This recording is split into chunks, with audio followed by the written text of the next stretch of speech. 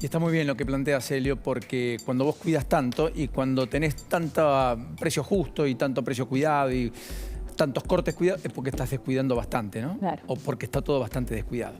Bueno, 3 ejes periodísticamente hablando del día, más allá de lo que hemos venido contando y un poco poniéndole la tapa. Lo primero es esto, tiene que ver con La Pampa y la idea de que hay un ciclo electoral que ya está en marcha. Y efectivamente ayer se produjo la primera elección, atípica, por cierto, apática en medio de la ola de calor, con una participación menor al 10% del padrón total electoral de la provincia de La Pampa, en unas PASO no obligatorias, la provincia derogó la PASO, y donde finalmente el radicalismo se impuso, Martín Bedogaray, a quien estamos viendo en imagen, flanqueado por ambos dirigentes que hicieron mucho por esa candidatura y que fueron ayer a levantarle la mano, como Gerardo Morales y Martín Lustó,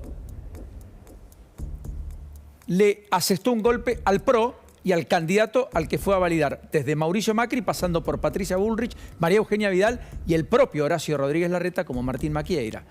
Dirigente muy joven, de 37 años, que algunos lo pensaban como candidato a intendente general Pico. Efectivamente, la segunda ciudad en importancia en la provincia de La Pampa.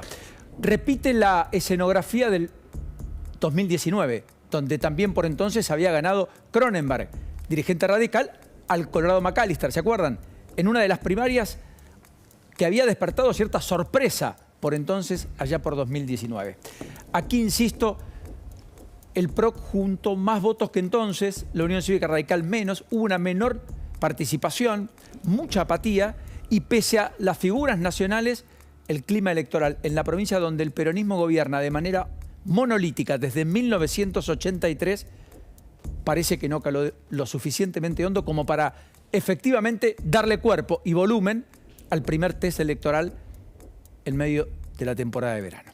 El segundo capítulo tiene que ver con esta idea de que la economía está bajo un estrés permanente. Porque ya no hay una semana clave, todas las semanas son determinantes, todas las semanas son importantes. Se juegan reservas, se juegan anuncios. La inflación que medimos ya ni siquiera es una inflación mensual, es una inflación semanal. Lo contaba Helio recién. Sí, estamos en la idea de que todos los días hay algo por decir. Hoy termina la emisión del Fondo Monetario Internacional, después a fin de mes habrá una misiva argentina para destrabar lo que debería ser un desenvolvimiento de más de 5.400 millones de dólares para pagarle al propio fondo.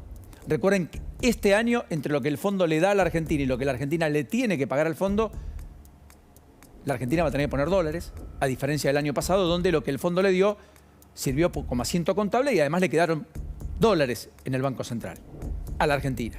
Por eso, Massa podría anunciar un repo con bancos que le prestarían dólares a una tasa cercana al 10% anual y a 2 años. Es decir, que paga el próximo gobierno, dando la sensación de que a la Argentina algunos le confían en un mercado de capitales que está absolutamente cerrado en el mundo para el financiamiento en la Argentina y del sector público en particular.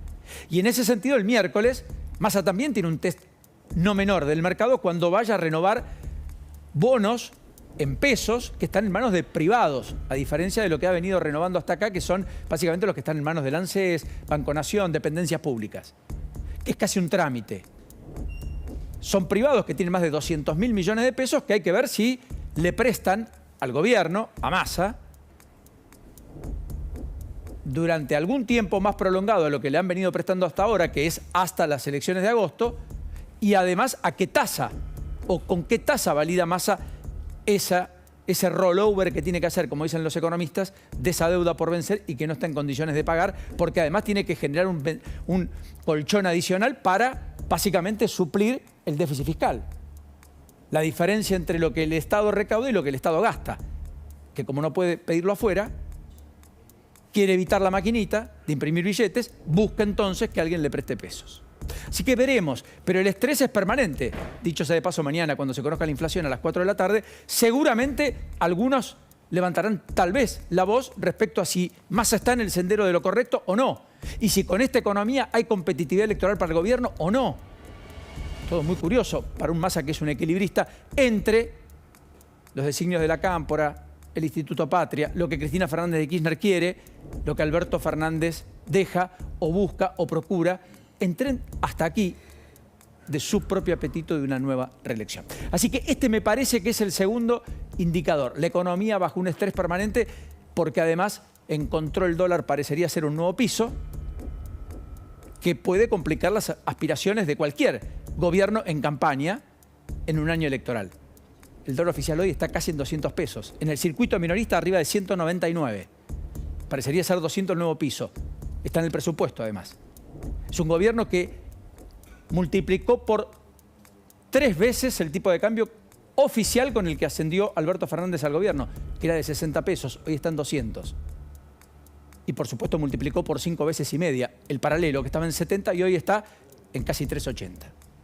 Ese desaguisado, ese descalce, esa brecha que es de casi el 100%, es lo que tiene a maltraer también las expectativas en torno al principal flagelo, que es finalmente el de la inflación.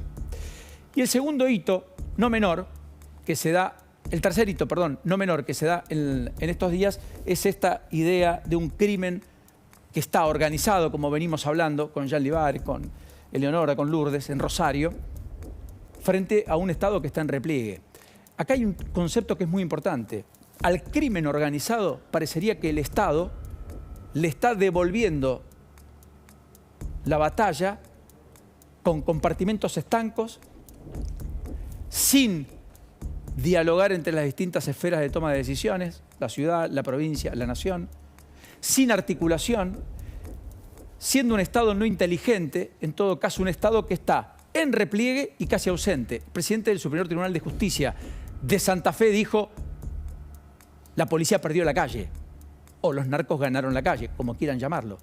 Tenemos 37 muertos en lo que va del año. Miren, la estadística es muy importante en términos comparativos. Permítanme esta nueva comparación que le hicimos el viernes. 258 asesinatos se cometieron en Rosario en el 2022, récord absoluto, en una ciudad que tiene poco más de 1.300.000 habitantes. 1.300.000 habitantes. En todo el país, en todo lo largo y ancho de la geografía argentina, hubo 233 femicidios. Y es política de Estado, y es política pública, y tiene un abultado presupuesto, y tiene campaña de concientización. Enhorabuena todo el tiempo, a toda hora. Sin embargo, esto genera como reacción del gobierno nacional: arréglelo con su propia policía. Ministro de Seguridad de la Nación, al gobernador aliado de una provincia tan importante como Santa Fe, entre las 3 más importantes de la Argentina. En lo que va de este año, insisto, 37 homicidios. Esto es todo un récord. Nunca antes, un año, había habido tantos muertos a esta altura del año. Desde motos, con balaceras aquí y allá, a dependencias públicas, a comisarías, 5 en lo que va del año, como decía Jean Libares y demás. Nos vamos a quedar aquí. A mí me impacta. A las 8 hay una marcha con velas. Es el clamor de una sociedad que está aturdida, atormentada, frustrada, y que al menos se plantará para reclamar demandas, para reclamar soluciones, respuestas, las que por ahora, insisto, pese al cambio en la cúpula policial, ya pasaron 10 jefes policiales en la provincia, o en el Ministerio de Seguridad ya pasaron 3, por ahora todavía no se vislumbra. Y vamos a meternos, Lourdes, con este caso escalofriante que sucedió en uno de los countries